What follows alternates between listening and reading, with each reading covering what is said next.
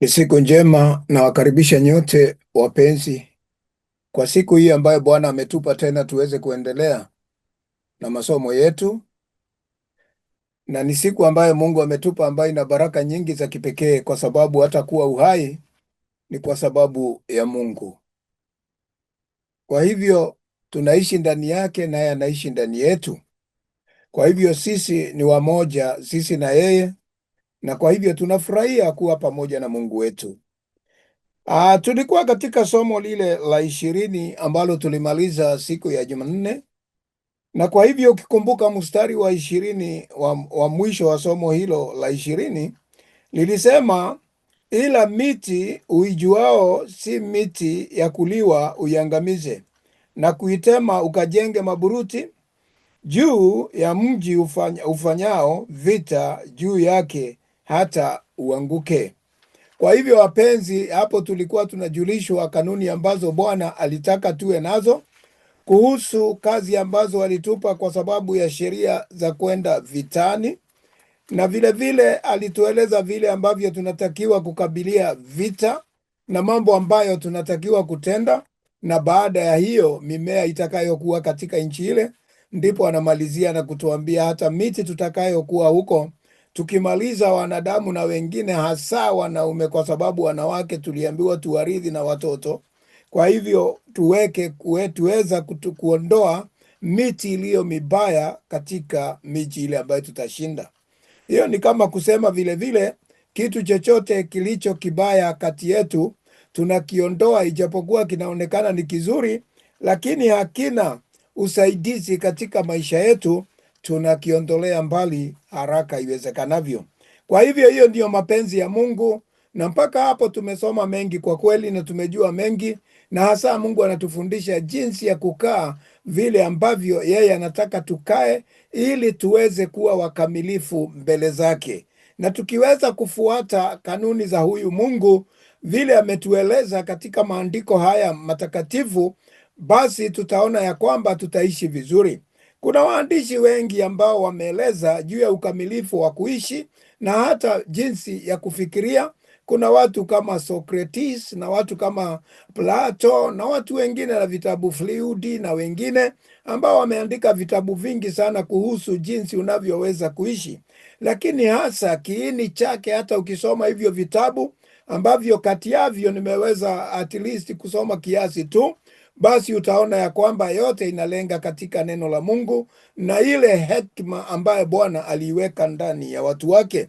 Kwa hivyo wapenzi, siku ya leo tunaingia katika somo katika sura ya 21, na hasa hii inaeleza juu ya sheria ya mauaji yasiyojulikana.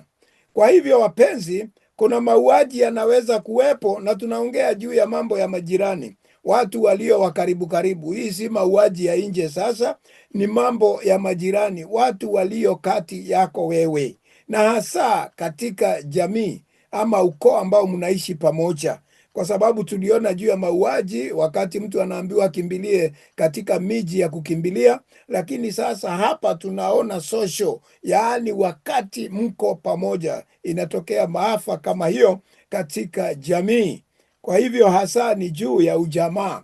Kwa hivyo wapenzi, unaona ya kwamba anasema tuna sheria ambazo zinahusu mauaji yasiyojulikana. Kwa hivyo aonekanapo mtu ameuawa katika nchi ya kupayo Bwana Mungu wako kuimiliki, amelala kondeni, wala haijulikani ni nani aliyempiga, na watoke nje wazee wako na waamuzi wako, nao wapime hapo mpaka miji iliyozunguka huko aliyeuawa. Kwa hivyo wapenzi, hapa inakuonyesha juu ya upelelezi ambao mtaanza kufanya wakati kunapatikana mtu kule shambani, maana yake kule kondeni, kule katika konde ni kusema kule shambani. Kwa hivyo wakati mtakuta mtu amefia huko na alikuwa ameenda pengine kuangalia ama kulisha ng'ombe wake ama kulima shamba lake ambalo ni konde, na akutwe amekufa tayari, amelala huko, amefariki, na hakuna mtu ambaye anajua alikufa namna gani. kitu cha kwanza kufanya sio kwenda na kuchukua ule mwili. Hapana, inasema ya kwamba watoke wazee ambao ni na waamuzi, wale ambao wana hekima katika mji wenu, katika jamii zenu. Nao hawa wakitoka, waende wapime, waangalie katika miji ambaye muko majirani. Kwa hivyo hao ndio wataangalia jinsi watafanya uchunguzi kwa majirani, waweze kujua ni kitu gani kilitendeka, na kama aliuawa na fulani katika kutoka kijiji kilicho jirani ama watu walio jirani. Na hapo itaeleza hata kama ni mtu kutoka mbali, atajulikana kulikuwa na mgeni aliyepitia kule na akarudi akaenda, basi watafuata zaidi na kuweza kufika katika kina cha mauaji haya. Na iwe mji ulio karibu na yule aliyeuawa, wale wazee wake mji huo watoe mtamba katika kundi la ng'ombe ambao hajafanya kazi wala hajakokota jembe na nira, yani nira. Kwa hivyo wapenzi, wanasema ya kwamba mji ule ambao mtapata ndiyo mauaji yametendeka na mtu kutoka katika mji huo, ama mnadhania ni katika mji huo, wazee wa huo mji ambao mnaudhania, ambao mnaufikiria mambo hayo yametokea na mmoja wapo akaja akaua katika konde la mmoja wenu, basi mnaambiwa ya kwamba hao watu watatoa mtama. Yaani mtamba ni mtama, ng'ombe ambaye ni wa kike, ambaye bado hajazaa, ambaye ng'ombe huyu ndiye ambaye hajafanya kazi yoyote, yaani hajapelekwa shambani akiwa amevalishwa jembe na nira ile ya kulima. Basi huyu atakuwa kijana kabisa, huyu ndama, na kwa hivyo watamtoa huyu ndama kijana.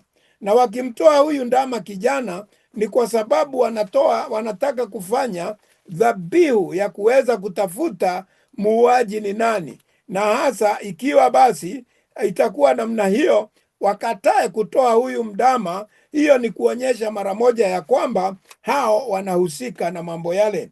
Basi wale wazee wa mji huo na wamshushe yule ndama mpaka bonde lenye maji ya mtoni usilolimwa wala upandwi, wakamvunje yule ndama shingo yake humo bondeni. Angalia, hii ni ile kitu mnaita kwa Kiingereza ritual.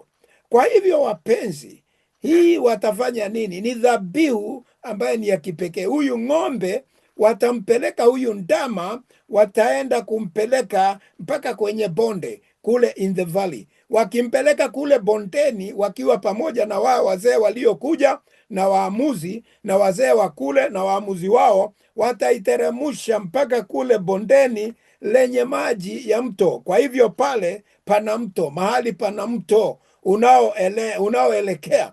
Na wakifika mahali pale hawatamchinja, watamvunja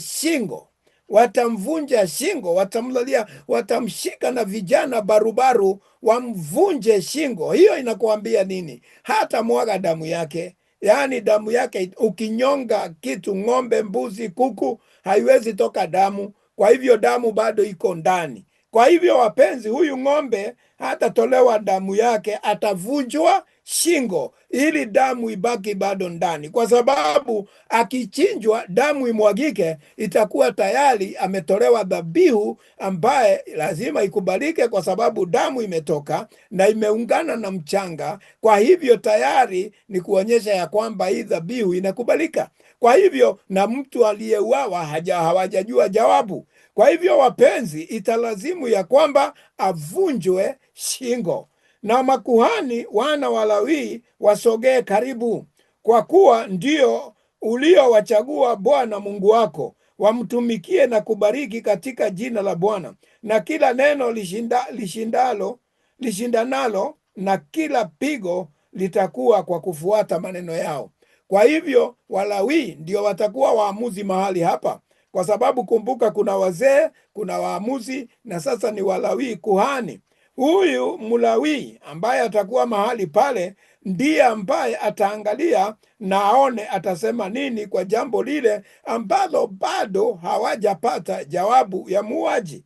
Kwa hivyo sasa ndiye atakayeamua baada atafanya nini ili kuweza kuamua, kwa sababu wanatafuta lile pigo la yule mtu aliyepigwa akauawa kondeni, na hawajui ni nani aliyeua. Kwa hivyo hii jambo ni jambo muhimu sana, hasa kwa ninyi ambao mnafanya kazi ya upelelezi na mambo mengine. Hamtakiwi kuingia katika hali ya kusema ya kwamba ama kudhibiti. Mkiona tu kitu mnasema ni fulani aliua, ama mnaenda mnaokota mtu huko barabarani, mnasema, mnampiga, mnamwambia wewe utakubali hii kesi ni wewe uliua, ukikataa tutakuua. Kwa hivyo unaona watu wengine huwa wanapelekwa kotini kwa kitu ambacho hawakufanya, kwa sababu wapelelezi wenyewe hawafuati kanuni ambazo zinatakikana za kufanya upelelezi madhubuti. Kwa hivyo wapenzi, nawaeleza nini? Hakuna kesi ya kuua ama kukuta mtu ameuawa mahali na kuweza kusema ni nani aliua. Wao unafikiria ni nani? Wao unafikiria ni nani? Alafu mara moja mtu ambaye mtaona ni hafifu, mtu ambaye ni dhaifu, mnamchukua, mnampiga piga, mnamwambia ni wewe, ama mnasema ni wewe. Na ndio Bwana alisema kusiwe na mashahidi ambao wanapungua wawili.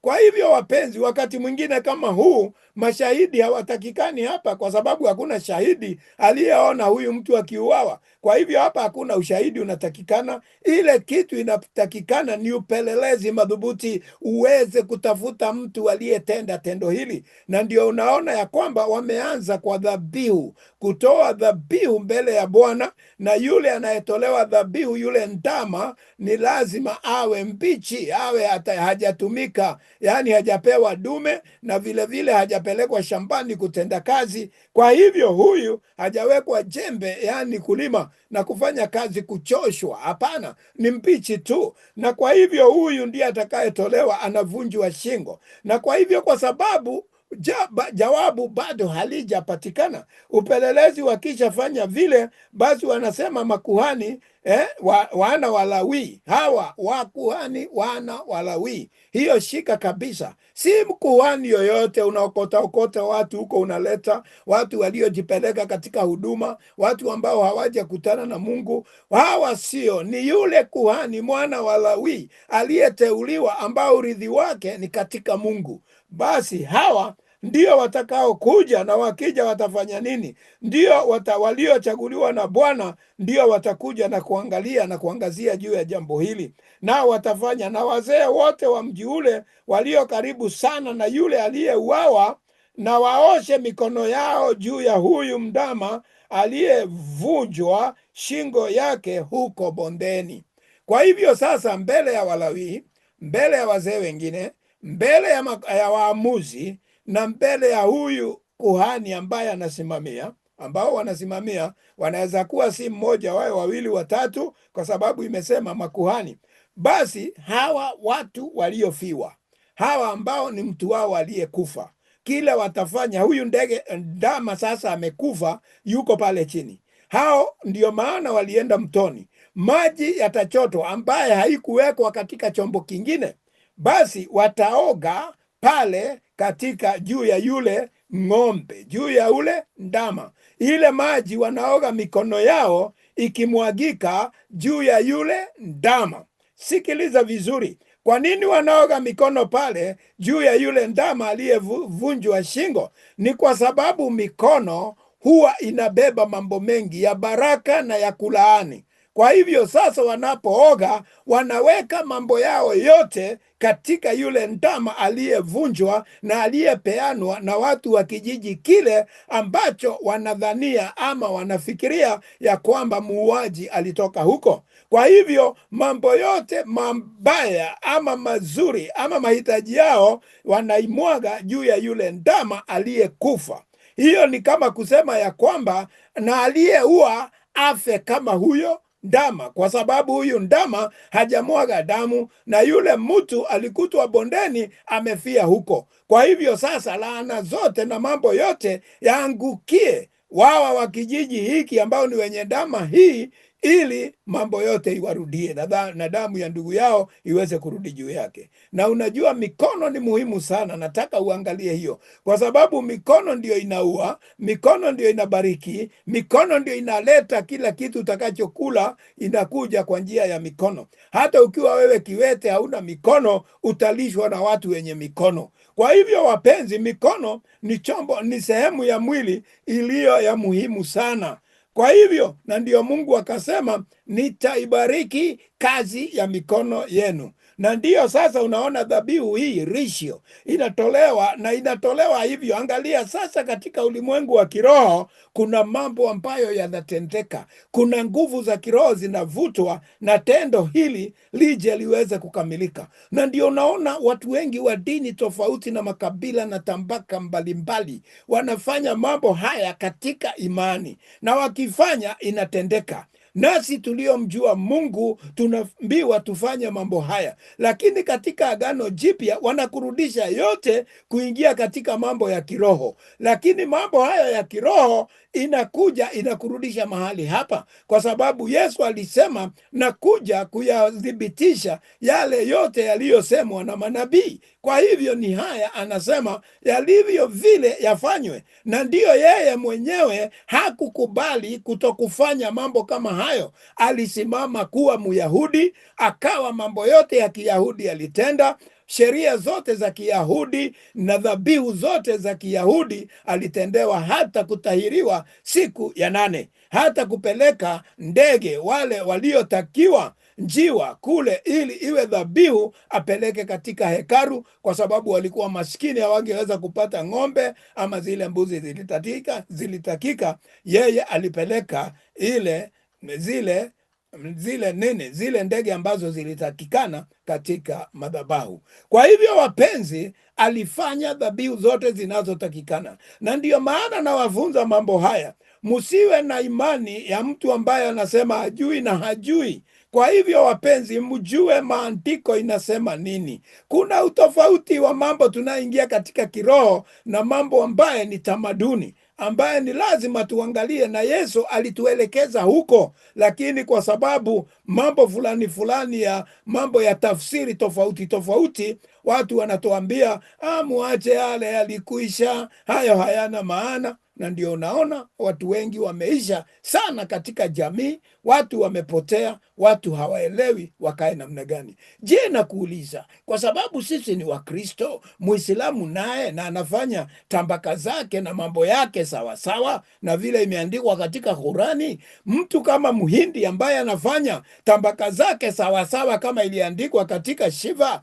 mtu kama ama Marahaba, ile kitabu chake Maharajaraja, basi na mtu kama Wabudha anafanya kulingana na vitabu vyake, Mshinto anafanya na vitabu vyake, Mconfucius anafanya na vitabu vyake, na kafiri anafanya na vitabu vyake, wewe utafanya na vitabu gani? Kwa hivyo wapenzi, angalia hapa, na tuna Mungu na hakuna miungu wawili. Watu wanaabudu miungu tofauti, lakini bottom line, Mungu ni mmoja aliyeiumba dunia. Kwa hivyo wapenzi, tuangalie mambo, na tunatakiwa tuhekimike, tuwe na hekima ya undani sana, tuweze kuelewa mapenzi ya Mungu katika maisha yetu. Tuache kuishi katika familia zinazokufa ovyo ovyo, ambao hawaelewi watafanya nini, na watu wengine mnasema wanafaulu na nyinyi mnakufa. Kwa hivyo wapenzi, Yesu msimuweke nira shingoni, mnasema yali tuambia sisi tuache mambo yote. Hapana, kwenda soma Mathayo 5 mstari wa 17, utaelewa Yesu alisema nini na ninafunza nini. Na Yesu alisema yote yaliyo katika Agano la Kale, ambalo ni kuanzia kitabu hiki cha kwanza, cha pili, cha tatu, cha nne, cha tano, ambayo tunaita Tora, ambayo sasa tunajifunza juu yake. Kwa hivyo wapenzi, tunaona ya kwamba wataoga mikono yao juu ya huyu mtama ambaye aliyevunjwa shingo, na wajibizane kwamba mikono yetu haikumwaga damu hii, wala macho yetu haikuiona. Kwa hivyo unaona vile watafanya, watajiapa, ni kuapa, ni kunywa kiapo. hiki kiapo watasema wakioga, sisi hatukumwaga damu ya mtu huyu, wala macho yetu haikuiona. Wameoga, kwa hivyo wamejitoa kinywa chao. Kumbuka mambo haya, mambo unayonena na kinywa chako inaandamana na kitendo. Kwa hivyo wapenzi, wananena na wanatenda. Nini kinaosha mambo hayo? Ni maji ambayo ni uhai. Na maji, kumbuka mpenzi, wakati dunia inaumbwa, maji haikuumbwa. Maji ilikuwa pale. Kusoma katika kitabu cha Mwanzo 1 mstari wa 1 na wa 2, yule Roho Mtakatifu alining'inia juu ya maji. Kwa hivyo wapenzi, maji yalikuwa hapo, na maji ni uhai. Yani nataka ukiingia kabisa uelewe uhusiano uliopo kati ya maji na Roho Mtakatifu na Mungu, ili ukijua mambo haya sasa na neno ambalo linatoka, ukiweza kuelewa hapo, ambapo ndio kini cha kila kitu, basi mambo mengine yatakuwa rahisi kuweza kuingia. Kwa hivyo uumbaji ulikuwepo, na sasa maji yaliona, kwa sababu hakuna kitu, kwa sababu mtu mwenyewe sehemu yake kubwa ni maji. Na sasa maji yametumika ili kusema ya kwamba sisi hatukuona na hatukuhusika kwa damu ya mtu huyu. Wameimwaga juu ya ndama ambaye bado hajatumika. Kwa hivyo hiyo ni kiapo, na wakati wamela kiapo hicho, Bwana, samehe watu wako na Waisraeli uliowakomboa, wala usiache damu ya asiye makosa ikakaa katika ya watu wako Israeli, na ile damu utasamehewa kwao. Kwa hivyo wapenzi, wakisha tenda namna hii, watasema ya kwamba sasa wameweza kujitakasa, na hakuna mtu amejua ni nani aliyeua, lakini wamesema yule aliyemwaga damu, Bwana asaidie asiweze kukaa katika Israeli. Kwa hivyo sasa maji yameweza kuwa shahidi, na huyu ndama, na vile vile vitendo vyetu vya kuoga na kiapo tulichotumia. Unajua kutatokea nini? Ndivyo watakavyoiondoa damu ya asiye makosa katikati yako atakapofanya yaliyo sawa machoni pa Bwana. Basi wakishafanya hivyo, watakuwa tayari hao watu wa mji huo waliofikiriwa wamejitakasa. Na matokeo yake, yule alitenda jambo hilo, ikiwa alitenda mtu fulani na wamesema aondolewe kati yao, nguvu za Mungu zitashuka kwa njia ya pekee. Na baada ya muda, ama labda wakati huo, kuna watu watakao kufa waliotenda jambo hilo, kwa sababu jambo hilo ndilo linalotakiwa litendeke, ili pasiwe na muuaji kati ya Waisraeli. Kwa sababu kumbuka, nilikuambia hii ni jamii, na hii miji ilikuwa ni tofauti na makabila yale ya Israeli. Kwa hivyo tayari hawataki kuwe na mtu muuaji kati yao. Kwa hivyo sasa Roho wa Mungu, kwa sababu wamekula kiapo na wamesema sio yule aliyetenda hivyo, Roho atamfuata naye atakuwa wa kuondoka, asikae kati ya wana wa Israeli. Nataka kukueleza nguvu ya neno, na ndiyo inadhibitika katika kitabu cha Zaburi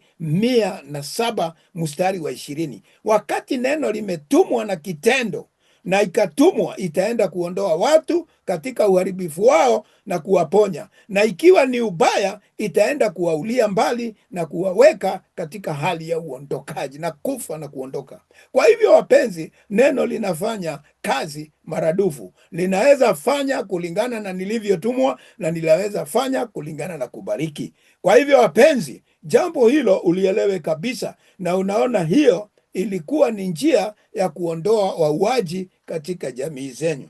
Na hata hivyo, katika Afrika watu tunafanya hivyo katika makabila mengi, na nina imani hata katika Wahindu na wengineo ijapokuwa kuna wengine wanakufa kwa wingi sana, hata ijulikani wanakufa namna gani, kama nchi ile ina watu wengi kama kule katika sehemu za New Delhi, kule Bombay, kule katika mto Indus, utakuta Wahindi saa ingine wanakufa kwa wingi, ama mahali ambapo watu ni maskini, ama mahali ambapo watu wametengwa, ambao wanakaa, yani hao ni darasa la maskini, watu wanakufa kwa wingi na haifahamiki. Lakini kitu ambacho nataka ufahamu, jamii ya hao watu ama mtu aliyekufa wanaelewa mambo wanayotenda ili waweze kuondoa vifo katika jamii yao, na ndiyo hiyo tulikuwa tunaangalia. Wawe ni wengi au wawe ni wachache, wawe matajiri wa makamo au maskini, jambo lindili, jamii inayofiwa inajua kanuni za kufuata kulipizia mtu wao katika kanuni za kuapa na katika mila na tampaka zao ambazo wanafuata tofauti. Kwa hivyo wapenzi, hata sisi ambao tunamjua Mungu tuna hizo, lakini ndio unaona kumetoka wahubiri wengine wanatumia tambaka kama hizo kudanganya watu. Njoo babu yako alikufa, alikuwa anaitisha burangeti na mambo kama hayo. Hawafuatili kama Biblia, wanatafuta hiyo kama njia, kwa sababu watu wamepewa ulimi mtamu sana wa kuweza kuvuta watu na kudanganya. Basi wanafuatilia hiyo kwa njia ya kudanganya na kuchukua pesa za watu na mashamba ya watu. Hiyo ni makosa. Wacha kanuni ifuatwe kulingana na kanuni zinazotakikana, ili tuweze kupata undani wa mambo ambayo tunataka yaweze kuondolewa katika jamii zetu. Kwa hivyo wapenzi, hapo ndipo tunapofika kwa jambo hilo ambalo nilikuwa ni katika jamii kutafuta muuaji aliyeua kati yenu na hamkuweza kumjua. Na vile vile sasa tunaangalia sheria ya ndoa. Tukiangalia sheria ya ndoa hapo, tunaona ya kwamba katika sheria hii hapo mstari wa 10, utakapokwenda vitani kupigana juu ya adui zako, na wala Mungu wako awatiapo mikononi mwako, nawe uwachukuapo mateka. Wakati munaenda vitani na mukaweza kuwachukua mateka muliokuwa mnapigana nao, wakaweza kuwa katika mamlaka yenu, wamekuwa ni watumwa wenu. Sasa kile mtakachofanya mkisha wachukua mateka, kwa sababu Mungu amewapigania, kitu cha muhimu ni kwamba ukaona kati ya mateka mwanamke mzuri, ukafanya tamaa yake, ukawaza kumtoa awe mkeo. Kwa hivyo watu huenda na mambo tofauti, maaskari watu wakipigana, watu wakienda vitani, mambo ni mengi tu. Kuna wengine huwa na kiu ya wake, kuna wengine wana kiu ya mali, kuna wengine wana kiu ya vitu vidogo vidogo, kuna wengine wana kiu ya mbuzi, kondoo na vinginevyo. Kuna watu wana wivu tofauti, yani wana kiu tofauti. Na huyu mtu tunaambiwa, Bwana anatuambia juu ya kiu kile huweza kumaliza watu wengi, na huwa na watu wengi. Ati mukaenda vitani, mukashinda, mukachukua mateka, na mulipopata hawa mateka, basi kati ya hao wewe mmoja wapo ukaangalia ukaona mwanamke moja ni mzuri tu, kwa sababu mumeambiwa msiue wake na watoto, wanawake na watoto, na basi ukaona hata ikiwa alikuwa ameolewa ni sawa, ni mzuri, kwa sababu mumeua wanaume wote, hawa wanawake hawana mabwana. Kwa hivyo yani wako pekee, ni wajane tu. Kwa hivyo mumewafanya wajane kwa kuua.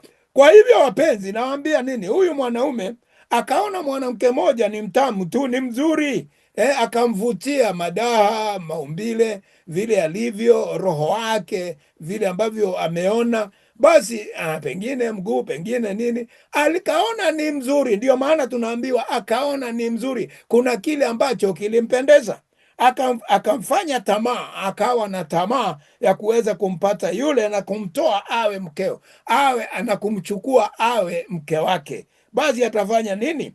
Ndipo amchukue kwenu nyumbani kwako, amchukue ampeleke kwake, naye atanyoa kichwa, akate na kucha. Kitu cha maana, ukishachukua mke kama huyo umetamani na umeona kabisa yeye amekuwa ni wewe, umependezwa naye, ukumbuke alikuwa na mwingine kabla ya wewe, kwa sababu umetoka vitani. Ama sio hiyo vita tu, pengine umekuta mwanamke mahali ambapo unaishi, umeenda tembea kijiji ingine, ukatamani mwanamke fulani, wewe sio wa kwanza. Kwa hivyo nataka kusema nini? Nasema ukiingiwa na hiyo tamaa, kitu cha kwanza kama ilikuwa katika vita ama ilikuwa katika vurugu zako za kuzunguka kutafuta, akija kwako, kitu cha kwanza kabla hajaingia kwako atanyoa nywele. Ati atanyolewa nywele. Kwa sababu gani nywele inanyolewa? Sababu nywele huwa ndio uvuto wa mwanamke. Mwanamke asiyekuwa na nywele, hasa mambo hayo husemekana sio mazuri sana, kwa sababu hata katika Biblia katika Corinthian tunaambiwa ya kwamba mke aweke nywele yake vizuri, kwa maana hiyo inamvutia mume sana, inavutia wanaume sana, na ndio anatengeneza saa yote kuitengeneza vizuri, kwenda kupeleka kwa saluni na mambo mengine, ili aonekane maridhia, hewani wa kutosheleza na madawa yake mazuri. Basi huyu mwanamke, kwanza, kitu cha kwanza unyoe ile nywele ilipendeza wanaume wengine ambao wewe haukuwajua. Uondoe hiyo kabisa. Awe sasa umeondoa mambo ya kale yote, waume waliomjua, wale waliompenda, na baadaye akate kucha zake za mikono. Kwa nini? Kwa sababu mlipowapata, wengine walikuwa wajaoga, wengine walikuwa wamekutana na waume zao wameshikana, na katika kucha hubaki zile vitu mambo ya jasho, wakishikana na mwingine, mambo kama yale huwa yamebaki katikati ya makucha. Hata sisi ndio tunaambiwa wakati mwingine, kila wakati tujifunze hata kuoga mikono na kuweza kujisafisha vizuri, kwa sababu hiyo mikono katikati ya kucha huwa tunabeba mambo mengi sana. Tunabeba hata mambo tuliyokuta kwa wengine, chakula ambacho kililala jana mpaka juzi ulikula na mikono haukuoga, basi imegeuka kuwa bakteria na vingine. Basi mambo haya yote, kuna siri kubwa katika inayobebwa na makucha. Kwa hivyo akate hiyo makucha. Akisha kata, aoge vizuri. Basi akishafanya hivyo, avue na mavazi ya uteka wake, akae nyumbani mwako, awakalie matanga babaye na mamaye mwezi mzima, kisha aingie kwako, awe naye ni mkeo. Kwa hivyo utampa siku 30 ili aweze kukaa katika matanga siku 30. Hata kama hakuwa na mume, akae katika matanga ya baba yake na mama yake na watu wao. Kwa hivyo akikaa katika hiyo matanga, na asiingie nyumba yako, na usimtumie, usilale naye, usikubali kabisa. Mwezi mzima. Akishanyoa nywele na amekata kucha, ameoga, akae mwezi mzima nje katika jamii yako, watu wenu, akae huko. Na baada ya hiyo mwezi moja ya kuomboleza matanga ya wale waliuawa katika vita, ndipo huyo mwanamke utamchukua sasa, ameanza kumea nywele na kucha zimemea mpya, na basi utamchukua umwingize nyumba yako, na hapo mtaendelea, na atakuwa ni mkeo. Atakuwa ni mkeo. Unaelewa nasema nini? Kwa sababu Biblia ndivyo imetuambia, awe mumewe nawe awe mkeo. Kwa hivyo wewe utakuwa mume wake na yeye atakuwa mke wako, na yeye kuanzia hapo basi mtakumbana. Basi kwa hivyo tena utakapokuwa, angalia, huyu mwanamke haukutoa mahari yoyote, ni vita ulienda ukapigana ukaua watu wengi huko, na kwa hivyo haukuitishwa mahari. Hakuna mahali ulimposa, hakuna mahali ulifanya kama hiyo. Kwa hivyo huyu mke ulimpata kwa tamaa zako, uliona ni mzuri akiwa mateka mlipotoka vitani. Basi tena utakapokuwa huna furaha naye, mpe ruhusa kwenda atakako. Huyu mwanamke ukimshiba, nitumie tu hilo jina, yaani umelala naye ngono, umekaa naye siku zile, umekaa naye haielezwi ni ngapi, zile tu umekaa, na siku moja uchoshwe naye, uone hauna furaha na yeye, sasa haufurahii. Kwa hivyo kitu utakachofanya ni umpe ruhusa aondoke, aende kule ambako anataka, kwa sababu tayari ashaishi kwako, ashaishi na watu. Sasa anajua njia zake, anaweza kwenda mahali anapotaka, kwa sababu haumchagulii mahali ataenda, kwa sababu hana kwao. mlimshika mateka, na sasa ni yeye ataamua kule ataenda. Na kwa sababu umemdharau, hiyo ni kumdharau. Wakati umekaa na yeye umemtumia, alafu baadaye unakuwa hauna furaha na yeye, unamwambia ondoke. Wakati mwingine mimi nahurumia wanawake sana, sababu wakati mwingine mambo mengine ni magumu sana, na basi unaambiwa asikae hapo huo ukimwonyesha madharau. Hapana, mkubalie, mpe uhuru yake aondoke, badala ya kumweka hapo unamdharau, na ana mahitaji yake ya mwili, ana mambo anataka, na sasa hauna furaha na yeye, hakuna kitu utamfanyia. Mpe uhuru aondoke, akaende kule apendako. Anaweza enda olewe, anaweza enda, basi atajua kule ataenda, lakini usimuuze kabisa kwa fedha. Usimfanye kama mtumwa, kwa kuwa ulimtweza. Kwa hivyo usimuuze kama mtumwa ati ubaki na faida hiyo pesa, itakuwa ni laana juu yako. Muachilie aende mwenyewe akiwa huru, akafanye vile apendavyo. Kwa nini? Hiyo fedha haitakusaidia, itakuwa ni laana kwako, kwa sababu wewe ndiye uliyemtweza ile mambo amepitia. Kama pengine amepata watoto, kama pengine amepitia mambo mabaya katika mwili wake, kama pengine mambo kama yale, wewe ndio umemwekea, kwa sababu mlipomteka katika kijiji chao, wewe ulimtamani na ukamchukua. Wewe ndio umemfanyia mambo yote wakati huo wote. Kwa hivyo umemtweza, umemwekelea huo mzigo. Kwa hivyo tayari wewe shalala naye. Kwa hivyo tayari achana naye aende, na usimuuze, mpe uhuru wake. Akiwa mtu yuna wake wawili, mmoja ampende, mmoja hampendi. Akiwa mtu basi, ikiwa sasa umeoa wake wawili na unapenda mmoja na mwingine haumpendi, hii ni kama kesi ya Hana na Penina. Nao wamemzalia watoto, ampendaye na asiyempenda, wote wawili, na yule mzaliwa wa kwanza akiwa ni mke asiyependwa. Basi hawa wake wawili wawe wamemzalia watoto, na kumbe yule mke asiyependwa ndiye ambaye amemzalia mtoto wa kwanza. Mtoto ambaye alizaliwa kwanza ni kutoka kwa mke asiyempenda, kama vile ambavyo utakumbuka Lea wakiwa na dadake Rakel. Basi utaona ya kwamba wakiwa na wakiwa Rakeli na ndugu ya na dada yake Lea, unajua Lea alikuwa hapendwi na Yakobo kabisa. Yakobo hakumpenda, alikuwa akimsikia majani chai. Kwa hivyo wapenzi, nasema nini? Ndio Wakikuyu wanasema daima huwa mashani. Wanasema nini? Ukiwa yule mwanamke ulioa na umpendi, na wote ni wawili, sasa unampenda mwenzie aliye mdogo. Hiyo mfano ndio nikawapa ya Lea na Rachel.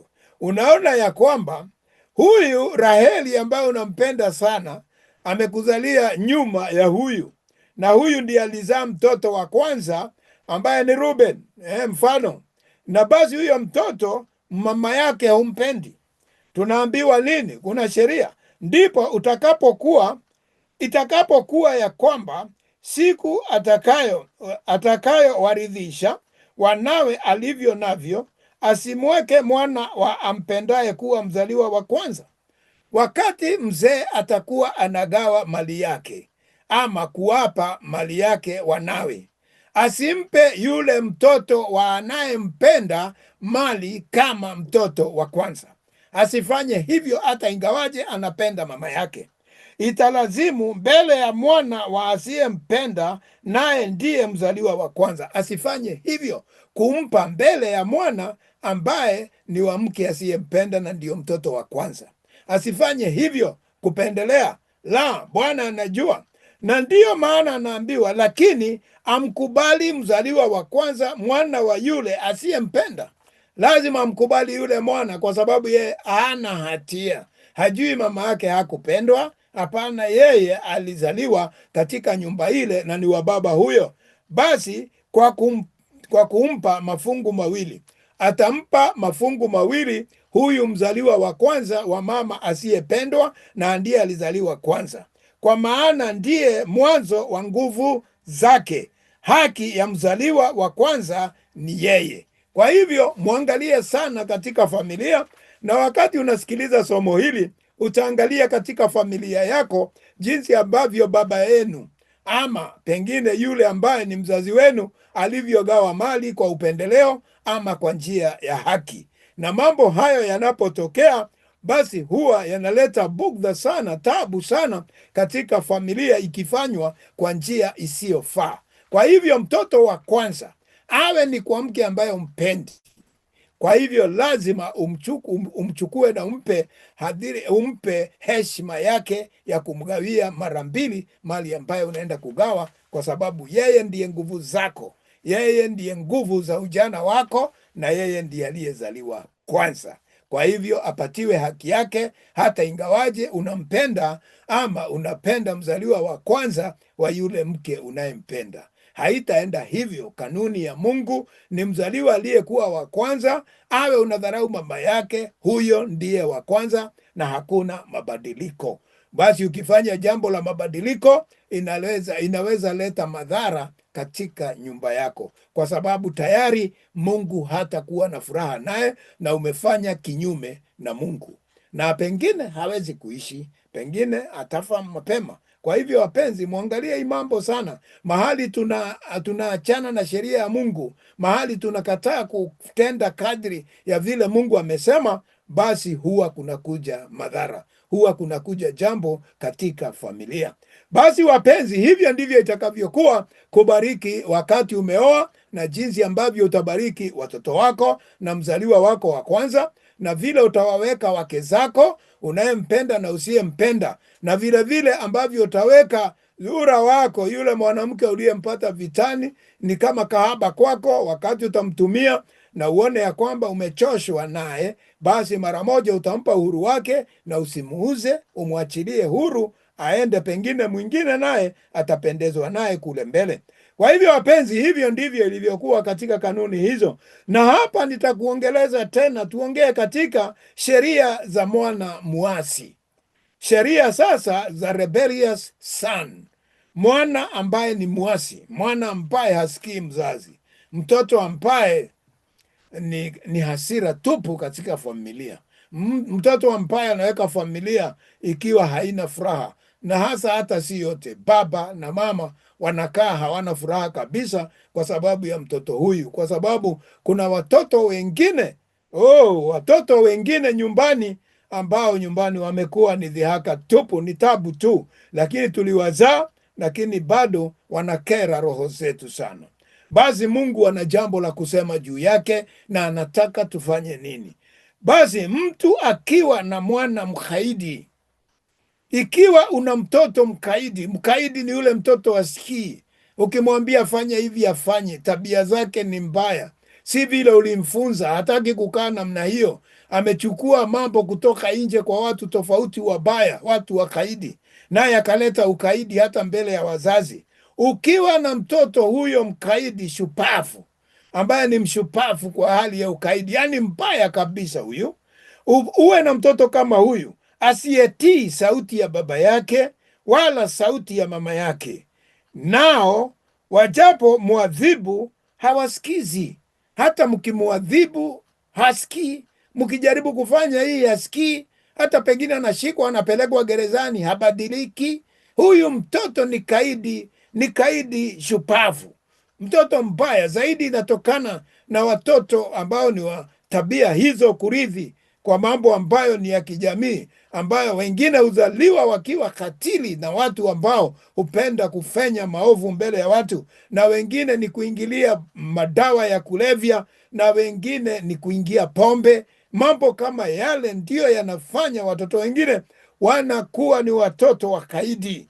Basi hata mkimwambia kitu hasikii, hatii na hafanyi hata, yani mtoto anakusumbua mpaka nyumbani. Mkila chakula hakina utamu, mkimuona roho zenyu zinashuka. Na wako wapenzi, wacheni niwaambie, watoto hao wako wengi, tumeficha hizi siri. Wazazi wengi wamenyamaza nazo nyumbani mwao, wengine hata wataki kwenda nyumbani mwao, wanasikia wakienda nyumbani roho inachafuka. Afadhali hata wakae shambani ama mahali wanapofanya kazi, sababu wakimuona yule mtoto amekuwa shida, hawezi hata kutembea kwa ndugu zake, hawezi kutembelea dada zake, kwa sababu tabia zake mbaya, hawezi kukubalika huko. Kwa hivyo anakaa hapa kuwasumbua wazazi siku baada ya siku. Anaenda miaka, amefika 20, 25, 30, ameanza kuzeekea nyumbani. Mwanaume hana adabu huyu, na ni mwana. Kumbuka hapa inasemekana ni mwana, yaani ni kijana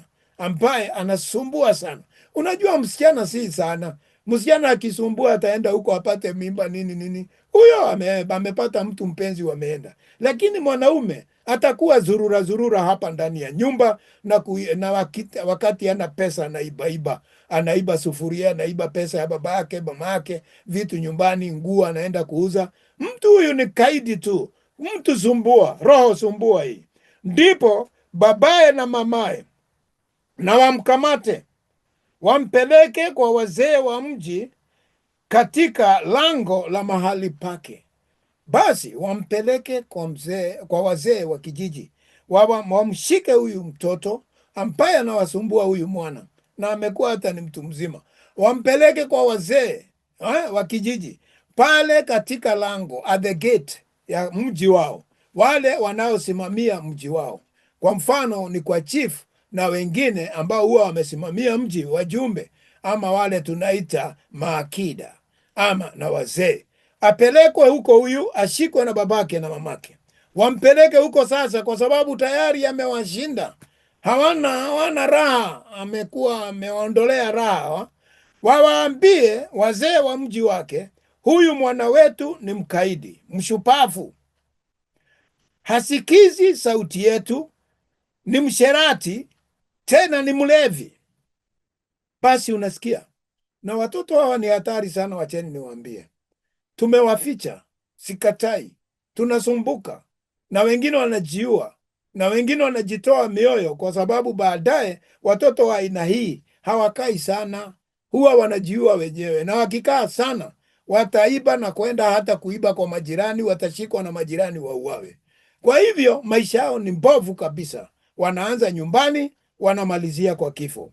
Kwa hivyo watoto hawa badala, kabla hajafa, mchukue mpeleke kwa wazee, yaani maakida na wazee, uwaeleze huyu mtoto ni mkaidi. Waeleze kabisa huyu mtoto wa aina gani, ni mkaidi na mshupavu, na hasikizi sauti ya wazee wake, yaani baba na mama. Kwa hivyo na yeye ni msherati. Unajua mtoto wa aina hii hata anaweza kubakabaka watu huko, wamama huko barabarani, Mahindini na kwingineko, njiani na kwingine. Ni watu ambao tabia zao ni mbaya kabisa, wakishapita kiwango kile cha fikra za mwanadamu wa kawaida. Tena ni mlevi, mlevi wa madawa, mlevi wa pombe, mlevi wa mambo kama yote yanayomvutia na kumfanya mkaidi. Mumpeleke mashtaka hayo, muwapelekee wazee, ili isiwe ni nyinyi peke yenu mnajua na mnanyamaza, mbali wacha sasa watu wajue katika kijiji tabia za huyu mtoto mkaidi. Nao waume wote wa mji wake na wamtupie mawe afe, ndivyo watakavyoondoa uovu katikati yako na Israeli, watasikia na kuogopa. Kwa hivyo jawabu ambayo imepeanwa, ukisha mtoa kwa hawa maakida, wazee wa kijiji wa mji, na uende uambie jinsi alivyo msherati, jinsi alivyo mlevi, mkaidi, mshupavu. Ndiyo ni kuonyesha mumeshindwa na yeye.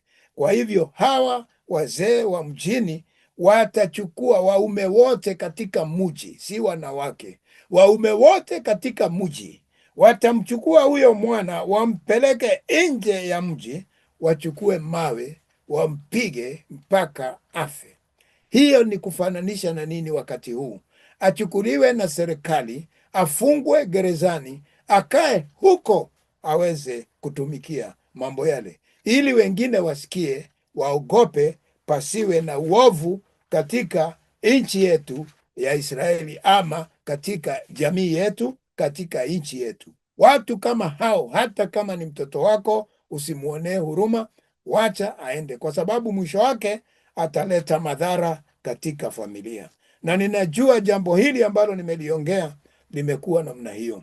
Hata nasi tunasumbuka na watoto wengine kati yetu. Hata nawe unayenisikiza unasumbuka namna hiyo. Na Mungu alitupa jawabu hiyo ya kupiga na mawe. Siku hizi hatupigi na mawe. Siku hizi tunajaribu kubadilisha. Watu wengine wanasema apelekewe rehab, anaenda habadiliki, akitoka anakuwa pale pale, hata akienda gerezani. Na wengine ndio naona serikali inafika mwisho inasema wahukumiwe kifo.